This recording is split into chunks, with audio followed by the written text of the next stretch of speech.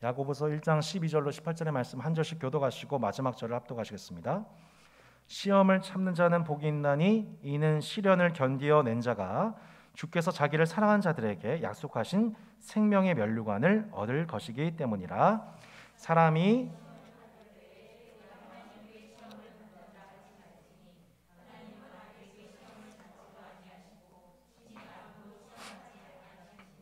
오직 각 사람이 시험을 받는 것은 자기 욕심에 끌려 미혹됨이니 욕심이 잉태한즉 죄를 낳고 죄가 장성한즉 사망을 낳느니라. 내 사랑하는 형제들아 속지 말라. 온갖 좋은 은사와 온전한 선물이 다 위로부터 빛들의 아버지께로부터 내려오나니 그는 변함도 없으시고 회전하는 그림자도 없으시니라. 함께 읽겠습니다. 그가 그 피조물 중에 우리로 한 천 열매가 되게 하시려고 자기의 뜻을 따라 진리의 말씀으로 우리를 낳으셨느니라. 아멘. 여러분, 야고보서 1장 2절로 4절 말씀을 통해 이미 우리는 시험의 문제를 다루었던 야고보 사도의 얘기를 이미 들었습니다. 그런데 오늘 야고보 사도가 다시 시험 문제를 얘기하고 있네요.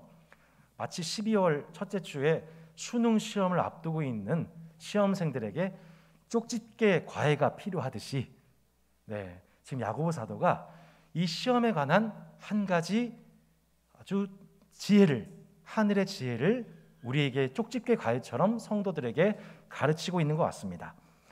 자, 13절을 한번 보실까요? 시험을 받을 때에 내가 하나님께 시험 받는다 하지 말지니 라고 나와 있습니다. 한마디로 자신에게 여러 가지 시험을 주시는 분이 하나님이라고 생각하지 말라. 여러분, 한 가지 질문 드리겠습니다. 하나님께서는요, 여러분을 시험하십니까? 시험하지 않으십니까?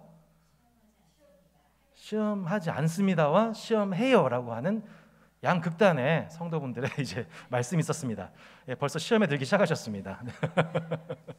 OX 퀴즈 하는 것 같아요, 그죠? 여러분, 하나님은 성도를 시험하세요? 시험하지 않으세요? 해요파, 손 들어볼까요? 해요파. 자, 안 해요파? 네, 안 해요파. 네, 반반으로 갈렸습니다. 여러분, 결론적으로 말씀드리겠습니다. 하나님은 신자를 시험하십니다. 그런데요, 하나님은 신자를 시험하지는 않으십니다. 한마디로 하나님은 신자에게 테스트로서의 시험을 주십니다. 하지만 하나님은 템테이션, 유혹으로서 시험하지는 않으십니다. 여러분, 13절의 시험은 후자의 경우예요. 저는 지금 오늘 설교하면서 많은 시험을 겪고 있습니다. 근데 왜 이렇게 눈 앞이 보이지 않는 거죠? 좀 이렇게 이 시험을 이길 수 있기를 바랍니다. 신자가 시험을 당하는 이유는 하나님께서 그 시험을 주어서가 아니라 실상은 다른 이유가 있어요. 자, 14절로 15절 보실까요? 자, 14절로 15절 자, 보시기 바랍니다. 14절 15절 오직 각 사람이 시험을 받는 것은 뭐라고 나왔습니까? 자기 욕심에 끌려 미혹됨이니 욕심이 잉태한즉 죄를 낳고 죄가 장성한즉 사망을 낳느니라. 자, 신자가 시험에 빠지게 되는, 하나님이 주신 시험이 아닌데 그 시험에 빠지게 된 경로가 나와요. 첫 번째 무엇입니까? 신자의 욕심이 나옵니다. 그죠? 맨 처음에 신자의 욕심이 있고요. 욕심에서 어느 단계로 나아갑니까? 미혹 단계로 나아갑니다. 그 미혹에서 죄가 발생되고요. 그 죄로 말미암아 사망. 그죠? 이 네 가지 순서를 얘기하고 있습니다. 자, 여러분, 질문 드리겠습니다. 욕심은 선한 것입니까? 악한 것입니까? 악한 것. 혹시 선한 것 있습니까? 네, 오늘도 막 갈리는 것 같아요. 욕심이란 단어는 영어로 보면은 desire라는 단어입니다. 헬라어로 에페수미아라는 단어예요. 한글로 직역하면은 이거 자체는 욕구에 가까워요. 욕구. 자, 하나님께서 인간을 창조하실 때 기본적으로 인간에게 부여하신 본능이 욕구입니다. 여러분, 수면과 쉼의 욕구가 있죠? 그리고 음식과 성에 대한 욕구가 있으시죠? 전 되게 많아요. 되게 이렇게 음식 어제 밤에도 제가 아이스크림을 밤에 먹다가 소화가 좀 힘들었어요. 심미적인 욕구가 있어요. 그죠? 자, 욕구는 자체로 악한 것이 아닙니다. 하나님께서 인간에게 선물하신, 하나님이 허락하신 것들을 누릴 수 있도록 축복하신 것입니다.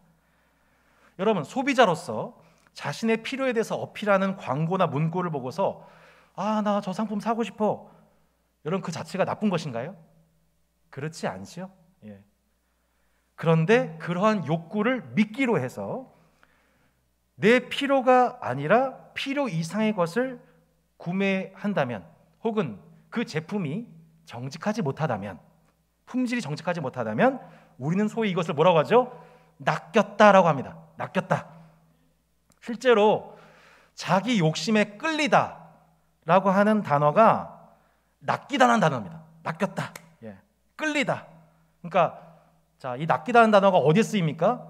물고기에 미끼를 던지면 그 찌에 물고기가 다가와서 그 찌를 물게 되고 결국 낚이게 되죠. 마찬가지로 신자의 욕구를 향하여서 지금도 그러한 낚는 행위, 그 낚음을 통해 신자가 미혹이 됩니다. 이 미혹되다는 단어, 델레아조란 단어입니다.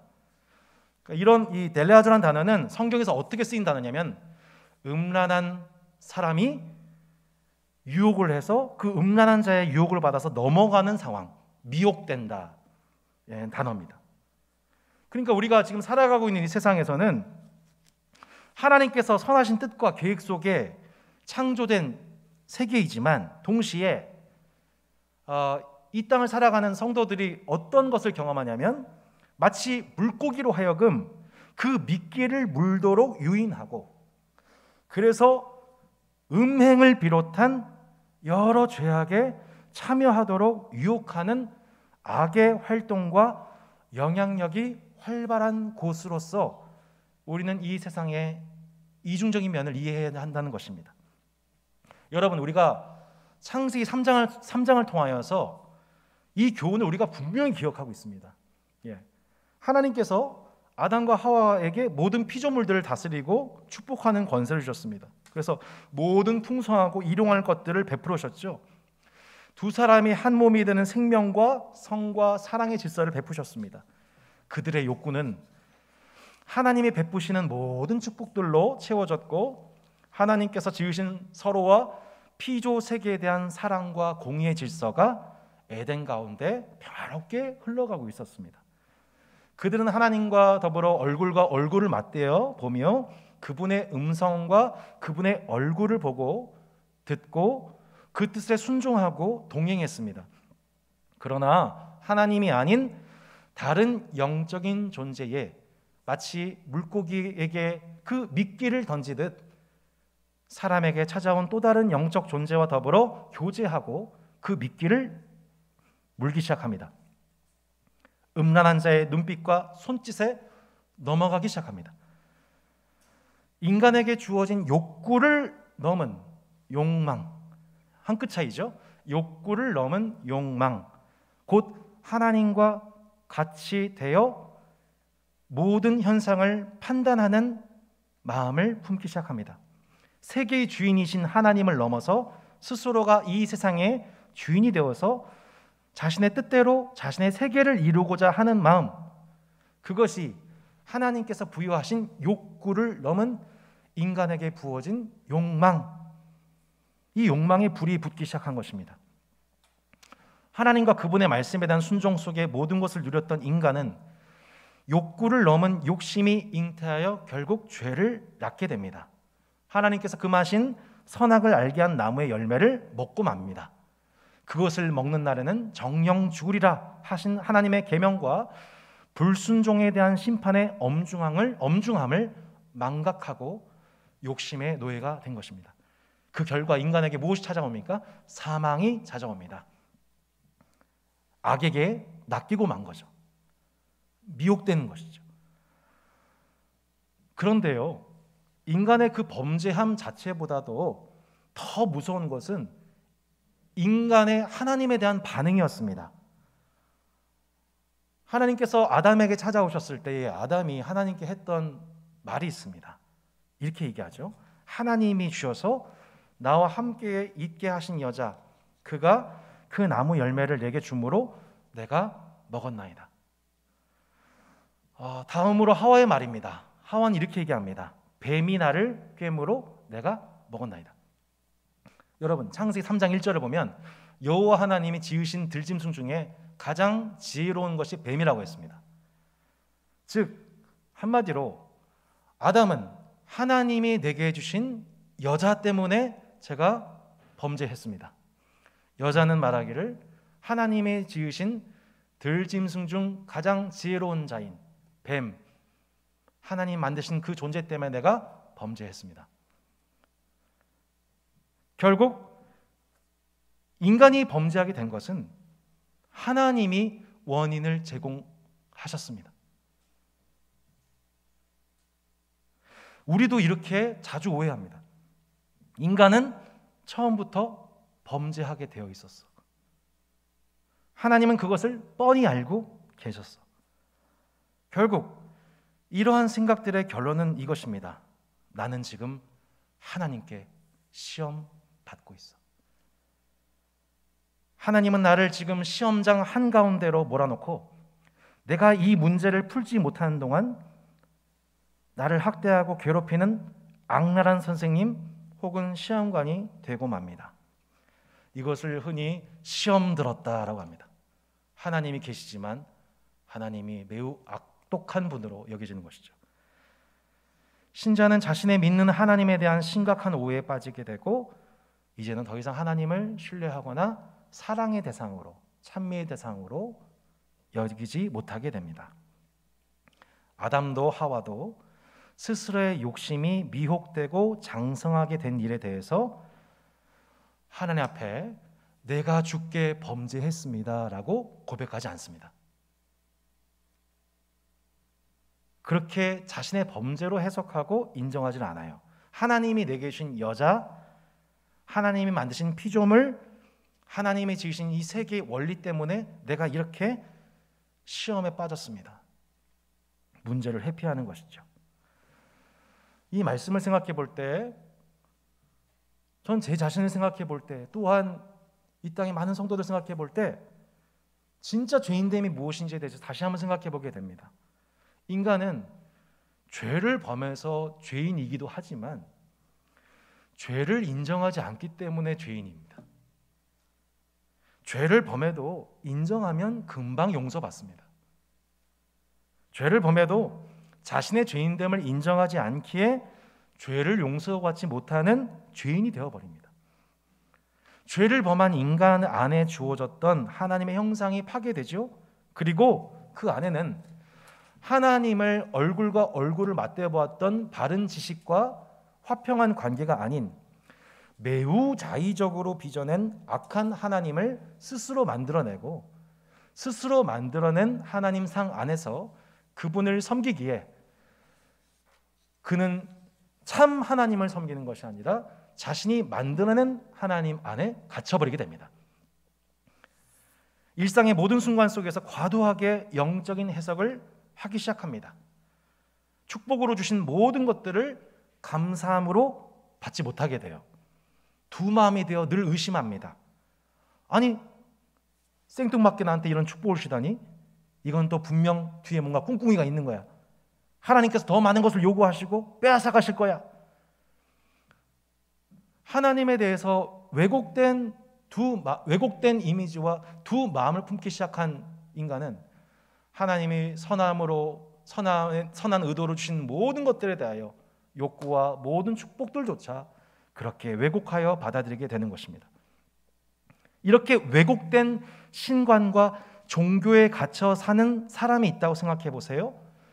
그 삶은 지옥입니다. 스스로 오해하여 만들어낸 종교에 스스로 감옥에 갇혀버리는 거죠. 신천지를 비롯해서 많은 이단 교주들을 숭배하는 종교인들이 왜 저렇게 이해되지 않은 노예적 삶을 살아가고 있습니까? 모두 왜곡된 신관에 갇혀버린 것입니다. 심지어 교회를 다닌 성도들도 하나님에 대한 왜곡된 지식과 관점, 내가 하나님께 시험을 받는다, 내가 또 하나님께 시험 받네, 하나님이 또 나를 이렇게 어렵게 만드시네, 결코 하나님을 바로 알고 섬기지 못하게 되는 것입니다. 이러한 종류의 시험에 대해서 야고보 사도가 17절 말씀에 이렇게 설교합니다. 내 사랑하는 형제들아, 속지 말라. 따스한 교회 성도 여러분, 속지 않으시기를, 분별하시기를 축복합니다. 분별하는 지혜를, 성령의 지혜를 우리 가운데 다시 회복시켜 주시기를 바랍니다. 하나님에 대해서 지금도 창세기 3장에서 아담과 하와를 속임과 같이, 미혹함과 같이 우리를 속이는 악한 자들의 활동이 있습니다. 야고보 사도가 속지 말라고 하죠. 여러분, 어떻게 하면 우리가 하나님에 대한 왜곡된 지식에서 벗어나 그 오해가 풀리고 참 하나님을 섬길 수 있을까요? 오늘 본문 통해서 두 가지 지혜를 야고보 사도가 쪽집게 가야를 하고 있습니다. 12절을 한번 보시기 바랍니다. 12절 같이 한번 읽어볼까요? 시작. 시험을 참는 자는 복이 있나니 이는 시련을 견디는 자가 주께서 자기를 사랑하는 자들에게 약속하신 생명의 면류관을 얻을 것이기 때문이라. 아멘. 자, 세 가지로 표현하죠. 시험을 참는 자, 시련을 견디어내는 자, 그리고 자기 곧 하나님을 사랑하는 자. 이 사람에게 주어지는 상급이 있다고 말씀합니다.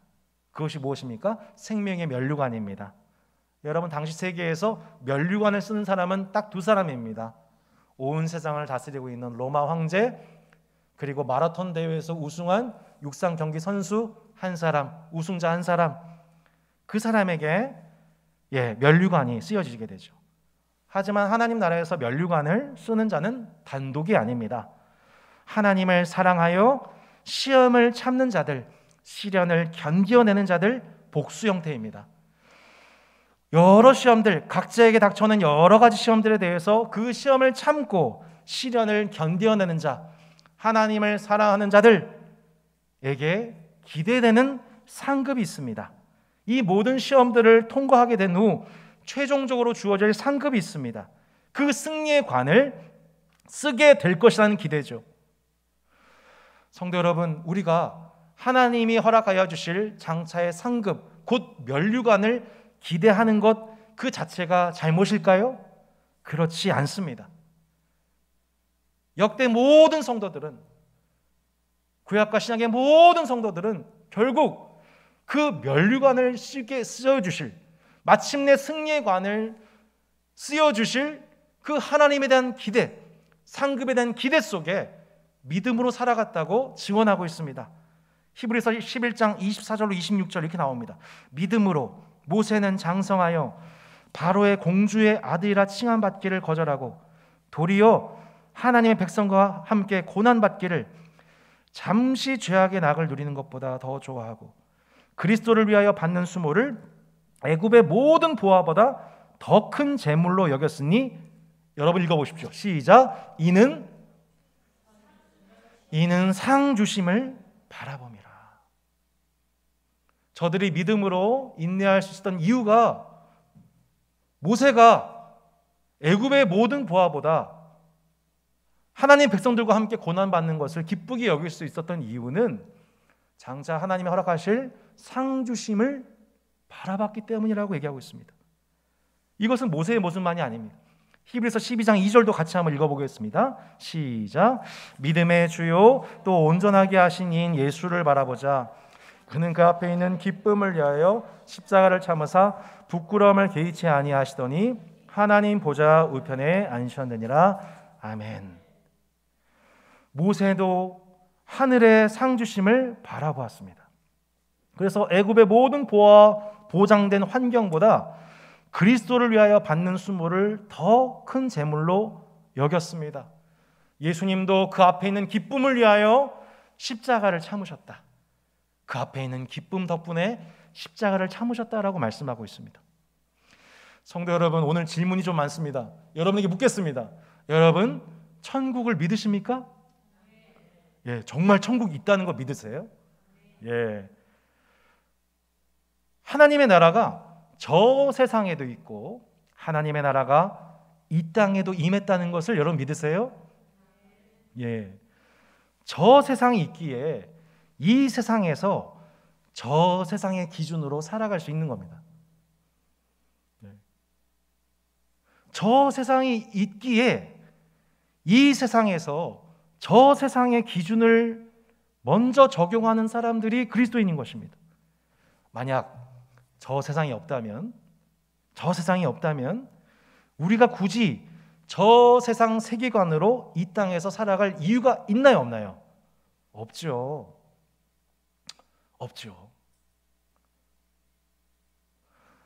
모세는 철저하게 저 세상을 믿었습니다. 그래서 저 세상의 논리에 따라 하나님의 백성된 형제 자매들과 동고동락하는 것을 애굽에서 모든 보화와 안정된 것을 누리는 것보다 더 기뻐할 수 있었다는 것입니다. 왜냐하면 장차 영원토록 살아갈 저 세상이 그렇게 형제 자매들과 더불어 서로 섬기며 함께하는 것을 누리는 곳이기 때문입니다. 그가 애굽에서 왕자로 살았더라면 호의호식하며 모든 보화를 누릴 수 있었을지는 모르나 하나님의 나라를 저 세상의 세계관을 가지고 이 땅에서 살 수는 없었을 것입니다. 그는 오히려 세상 나라 애굽과 바로 왕 앞에서 여러 가지 고난을 당하는 편에 섭니다. 심지어 이스라엘 공동체 자신의 형제들로부터도 원망과 수모를 당하게 됩니다. 하지만 이 모든 것들을 애굽의 모든 보화보다 더 큰 재물로 여겼습니다. 장차 들어갈 천국에서 우리가 누리게 되는 재물은 화폐적 가치가 아닙니다. 우리는 자본주의 질서 속에 살아가는 우리이기에 상급을 이해하는 방식이 다분히 화폐적, 물리적 개념에 국한되기 쉽습니다. 여러분, 우리가 영원토록 살아갈 천국의 질서 속에서 가장 보배롭게 여기게 될 것, 가장 가치 있게 여기게 될 것이 그 천국에서, 저 세상에서 과연 돈이겠습니까? 부동산이겠습니까? 명예이겠습니까? 아닙니다. 그 나라에서, 그 영원한 그 나라에서 그 나라를 다스리고 계신 왕과 그분의 뜻에 가장 부합한 삶을 살아가는 백성된 자가 가장 부자인 것입니다. 아무도 아멘 안 하시는군요. 섬김받는 자가 아니라, 형제를 섬기는 자, 주목받는 자가 아니라 주님을 주목하게 하는 자, 형제를 외모로서 차별하는 자가 아니라 지극히 작은 자에게 주목하는 자, 그에게 행하는 자, 이들이 천국에서 면류관 상 받을 자들입니다. 그렇게 섬기는 자, 주님을 주목하는 자, 지극히 작은 자에게 행하는 자, 다시 한번요, 섬기는 자, 섬김 받는 것이 아니라 섬기는 자, 내가 아니라 주님을 주목하게 하는 자, 스펙 있는 사람이 아니라 지극히 작은 자에게 행하는 자로서 천국에서 가장 큰 영예와 상을 받으신 분이 여러분 예수님이셨습니다. 예수님 또한 그 앞에 있는 기쁨을 위해서 십자가를 참으셨습니다. 낮은 자 되어서 지극히 작은 형제들을 섬기셨습니다. 제자들의 발을 씻기우셨습니다. 시험을 참으셨습니다. 견디셨습니다. 하나님을 사랑하는 편을 택하셨습니다. 우리는 이 예수님께서 받으신 영광, 모든 이름 위에 뛰어난 이름을 얻으시고 영예와 찬송을 받으시는 예수님의 영광을 바라보면서 신자로서 그분을 위한 고난을 기쁨으로 감내할 수 있는 동기부여를 얻게 됩니다. 때로 힘들고 지치지만 다시 용기와 새 힘을 누리게 됩니다. 진짜 저 세상 천국을 믿는 사람이 이 세상에서 천국의 질서를 미리 살아가 볼 수 있게 되는 것입니다. 장차 받게 될 상을 바라보는 사람이 이 땅에서 제대로 인정이나 칭찬을 받지 못하고 합당한 역사적 평가를 받지 못해도 더 은밀하게 하나님께 기도하고 더 은밀하게 구제하고 더 은밀하게 기도하게 되는 것입니다. 그 일을 지속적으로 하나님 앞에 충성할 수 있게 되는 것입니다. 왜요? 상 주시는 일을 바라보기 때문에. 사랑하는 성도 여러분, 하나님께서 이 어려운 때에 이 세상 살아가는 동안에 필요한 모든 필요들에 대해서는 하나님이 여러분에게 축복해 주시기를 원합니다. 하지만 이 세상의 축복들로 인해 눈이 가리워져 장차 내게 주어질 그 상에 대한 마음의 소망의 기대와 부푼 마음이 사그러질 만큼 그것을 사랑해서는 안 됩니다. 장차 주어질 상에 대한 기대, 그 앞에 있는 기쁨에 대한 기대 속에 진실한 헌신과 은밀한 섬김과 지속적인 충성이 마침내 성도가 이 땅에서 지속적으로 가능해지는 것입니다. 한번 정리해 볼까요? 진실한 헌신과 은밀한 섬김과 지속적인 충성은 하늘에 상 주시는 일을 바라볼 때 신자가 비로소 가능하다고 야고보 사도는 우리에게 격려해 주고 있습니다. 사랑하는 성도 여러분, 하늘의 상을, 우리 앞에 있는 기쁨을 주님이 마침내 승리한 자에게 쓰여주실 면류관을 소망하는 여러분 진정한 찐 성도들이 되시기를 주 예수 이름으로 축복합니다. 두 번째, 우리가 시험에 들지 않고 시험에 통과하는 두 번째 비결에 대해서 17절, 18절 말씀이 이렇게 말씀합니다. 자, 17절, 18절 읽어볼까요? 시작. 온갖 좋은 은사와 온전한 선물이 다 위로부터 빛들의 아버지로부터 내려오나니 그는 변함도 없으시고 회전하는 그림도 없으시니라. 그가 그 피조물 중에 우리로 한 첫 열매가 되게 하시려고 자기의 뜻을 따라 진리의 말씀으로 우리를 낳으셨느니라. 아멘. 자, 온갖 좋은 은사와 온전한 선물이 다 위로부터 빛들의 아버지로부터 내려온다라고 말씀합니다. 하나님은 어떤 분이에요? 변함도 없고 회전하는 그림자도 없어요. 변한다는 게 무슨 뜻입니까? 우주 세계의 위성의 움직임을 의미합니다. 계속 변하죠, 그죠? 시시각각. 회전하는 그림자, 밤낮의 시간대에 따라 계속 형태가 변하는 것이 그림자예요. 우리 하나님은 그런 위성체와 같이, 그림자와 같이 시시각각 상황에 따라 변하는 분이 아니라는 거예요. 내게 주어진 상황과 시간에 따라 변하는 분이 아니라는 거예요. 심지어 아담과 하와가 범죄했다고 해서 하나님께서 그들에 대한 사랑의 태도가 변하지 않으십니다. 우리 인생을 이해하시는 거예요. 우리 인생의 연약함을, 죄악됨을 아시는 거예요. 울량한 하나님의 사랑은 태초부터 지금까지 변함이 없으시고 회전하는 그림자도 없으신, 본질적으로 불변하시는 그분이 세속에서 물들여지지 아니하시는 그 거룩하신 하나님의 영광 속에 우리를 변함없이 사랑하시고 끝까지 그 언약을 붙잡아 주시는 것입니다.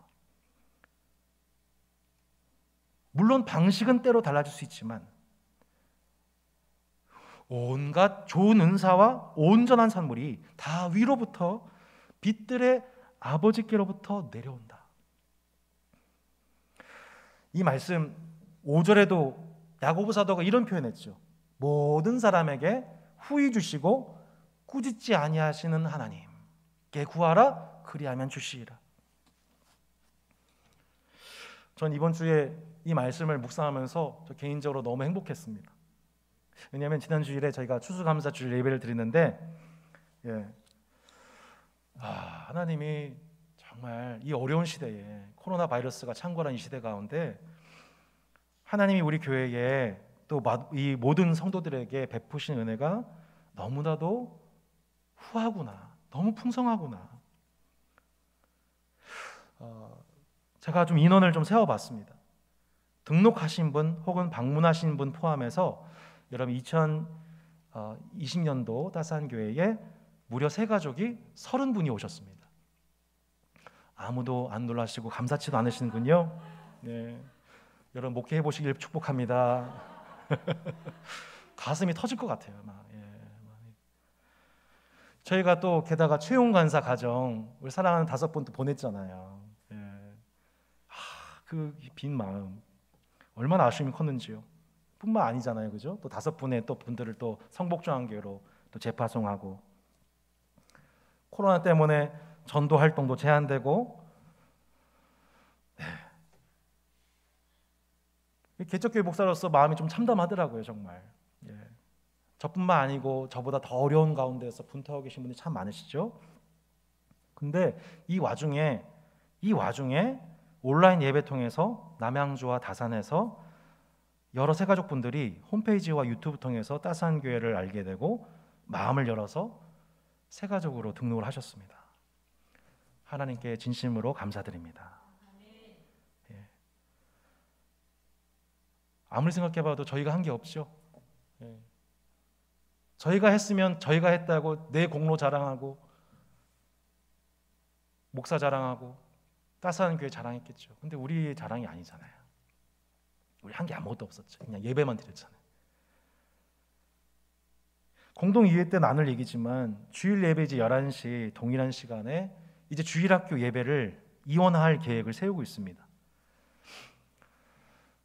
근데 그 계획과 동시에 너무 감사하게도 5층에 시피랜드 어학원이 몇 개월 전에 들어오셨는데 그 어학원 원장님 부부께서 그 몇 주 전 주일에 저한테 연락을 주셔가지고 밤에 9시 반에 만났습니다.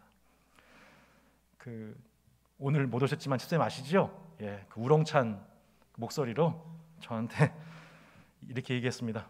목사님, 따선계 등록하겠습니다. 저 새가족 되겠습니다. 그러더니 이렇게 또 얘기하시는 거예요. 목사님, 시피랜드 어학원 교육관을 쓰십시오. 어떻게 그렇게 제가 하고 싶었던 말을 잘 요약해서 말씀하시는지 깜짝 놀랐습니다. 보통은 제가 먼저 요청하는 편이거든요. 저 적극적으로. 근데 저는 아무 말도 안 했어요. 그냥 가만히 있었어요. 제가 그랬습니다. 아멘. 전사님이 본인의 노트북을 가지고 올라가게 되면 온라인 예배용 노트북이 필요하죠. 그럼 필요한 사양의 수준이 있대요. 제가 예전에 복사기를 기증해 주신 집사님께 그런 부탁을 좀 한 적이 있습니다. 혹시 복사기 경우처럼 교회에 좀 흘려보낼 수 있는 상황이 열리면 중고 컴퓨터 좀 저한테 좀 흘려보내 주세요. 부탁을 한 적이 좀 있었습니다. 근데 얼마 전에 딱 요 시점이에요. 연락이 왔어요. 목사님, 노트북 받으실 주소 좀 보내주세요.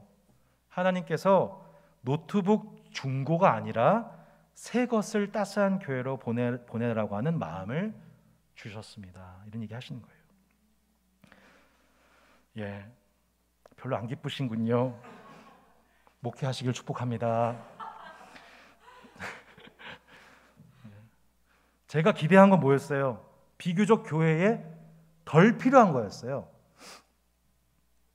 하나님께 엉뚱한 거 구했죠. 그런데 넘치도록 후히 주신 하나님은 저보다 우리 교회의 필요를 너무 잘 아시고 응답을 예비하고 계셨습니다. 할렐루야. 코로나로 인해서 전도하기 어려운 때죠. 최근에 에스프라자 건물 3, 4, 5층에 학원들이 들어오게 되면서 많은 학부형과 아이들이 출입하고 있습니다. 특별히 5층에 K타이거즈 다니는 학생들은 저녁에 6시에 왔다가 밤 9시, 10시까지 태권도 가고 해요. 그래서 이제 갑자기 불현듯 그런 생각이 들었어요. 하나님이 제 기질을 사용하신 거죠. 제 ENFP의 그 스파크형. 순간 그 아이디어 떠올라가지고 주일에 먹다 남은 음료수 이렇게 돼 있는 것들을 그것을 이제 교회 앞에 두고 건물에 광고를 했습니다. 목마른 자들은 누구나 마실 수 있습니다. For free. 이걸 붙여놨어요. 여러분, 그 소식이 들리자마자 정말 외람된 표현이지만 메뚜기 떼와 같이 싹 쓸어갑니다. 싹 쓸어갑니다. 정말. 이사야서 55장 1절 말씀에 이런 말씀이 있죠. 오호라 너희 모든 목마른 자들아 물로 나오라. 돈 없는 자도 오라. 너희는 와서 사 먹되 돈 없이 값 없이 와서 포도주와 젖을 사라. 복음을 설명하는 가장 은혜롭고 풍성한 문구. 제가 예전부터 제일 좋아했던 말씀이에요. 돈 없이 값 없이 와서 하나님의 모든 것을 누려라. 여러분, 우린 돈 없이 값 없이 하나님의 은혜로 모든 하나님의 것들을 누리게 된 축복받은 존재된 줄로 믿습니다. 그래서 이제 매일 30개씩 음료수를 비춰두면 금방 동납니다. 동이 나면 또 사탕 둡니다. 몇 시간이면 또 없어져요. 수요 예배, 금요 예배 들이다가 엘리베이터가 4층에서 멈추면 아이들이 두 군데서 쏟아져 나옵니다. 갑자기 감사합니다 하고 또 인사하고 바로 내려갑니다. 그러던 아이들 중에 새 아이가 요즘 따스한 교회 예배당을 자기 집처럼 드나들기 시작했어요. 오후 4시쯤 되면요 저한테 전화가 와요. 제 명함에 있는 전화번호를 전화를 해가지고 목사님 교회 열었어요? 이러는 거예요. 또 학원 몇 시가 6시요. 그래서 그럼 2시간 동안 교회에서 와가지고 자기 집처럼 저 사무실에서 보드게임하고 축구하고 난리를 핍니다. 그리고 당당하게 얘기합니다. 목사님 배고파요. 그러면 본도시락에서 밥을 사줍니다. 저는 제가 하고 싶은 말이 있어요. 근데 그 말을 안 해요. 제가 하고 싶은 말 뭘까요? 목회하시길 축복합니다. 무슨 말 하고 싶겠어요, 목사가. 교회 좀 올 수 있니? 혹시 주일에 올 수 있니? 제가 그 말 했을까 안 했을까요? 안 해요. 안 해요.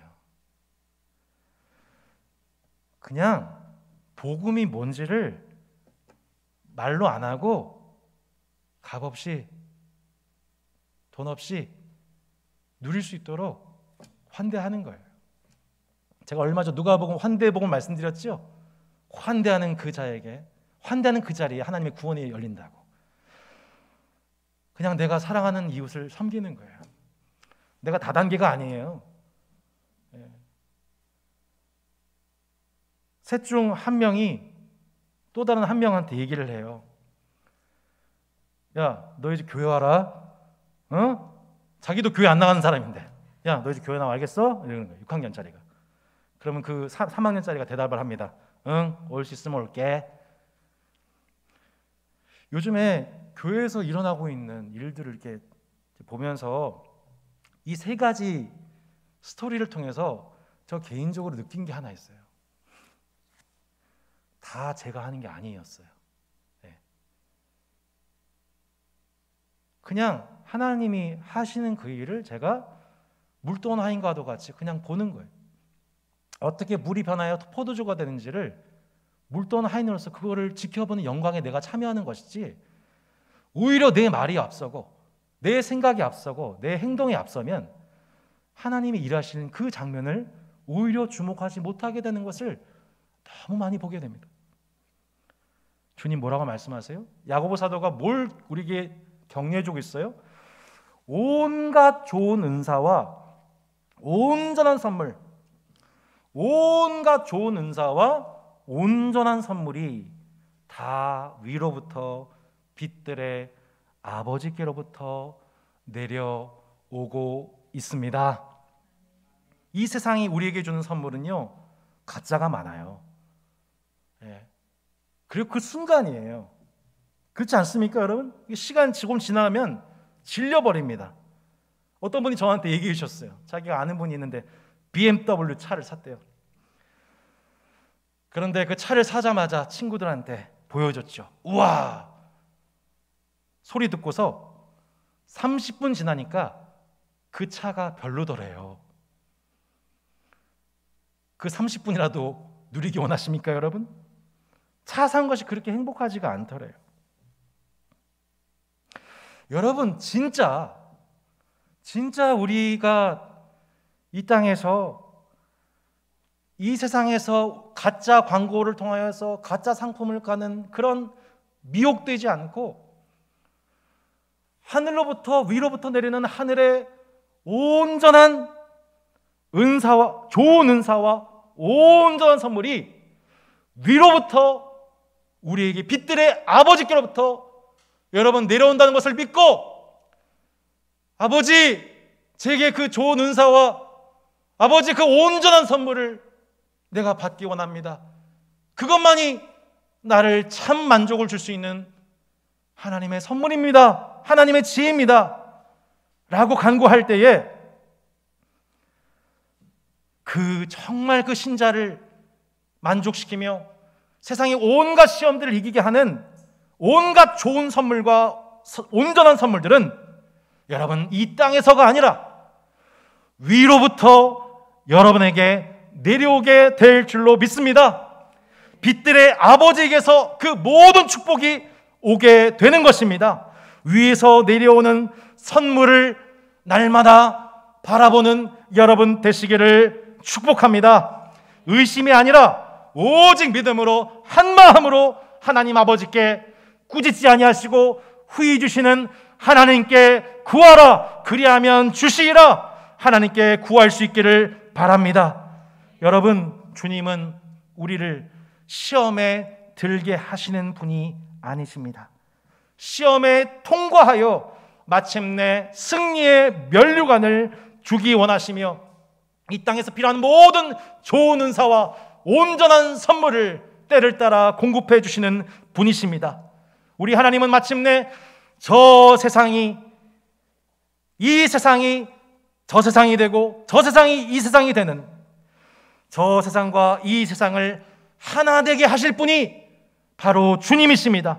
우리는 그 피조물 중에 이 세상과 저 세상이 마침내 하나 되어지는 그 날을 앞두고 그 새하늘과 새 땅이 완성되는 하나님의 새 창조가 일어나는 중에 가장 먼저 저 세상이 이 세상 되는 질서를 부여받은 존재, 하나님의 새로운 피조물이라고 주님은 우리에게 말씀하고 계십니다. 하나님은 자기의 뜻을 따라 진리의 말씀으로 그리스도 안에서 저와 여러분을 새로운 피조물로 우리를 낳으셨습니다. 그래야여서 오늘 이 말씀을 기억함으로 하나님께 기도하는 시간 갖기 원합니다. 여러분, 기도하기 전에 우리가 이 시간 하나님 앞에 마음에 두 손을 들고 그분을 전적으로 의지하며 오직 믿음으로 그분만을 응시하는 내 시선과 관점이 회복되기를 먼저 기도했으면 좋겠습니다. 하나님은 나로 시험 들게 하시는 분이 아니십니다. 오히려 시험을 통과하게 하시는 분이십니다.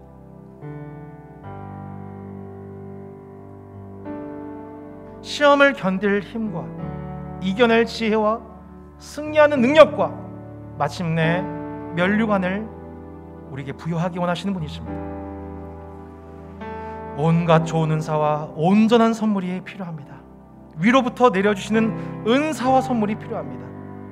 빛들의 아버지께서 자녀된 우리에게 이미 내려주셨고 앞으로도 그 내려주신 은혜와 은사를 따라 살기 원합니다. 하나님, 내 인생을 둘러싼 모든 시험에 들지 않게 하시고 시험을 통과할 수 있도록 은혜를 내리워 주시옵소서. 우리 함께 하나님 앞에 기도하는 시간 갖기 원합니다. 기도하시겠습니다.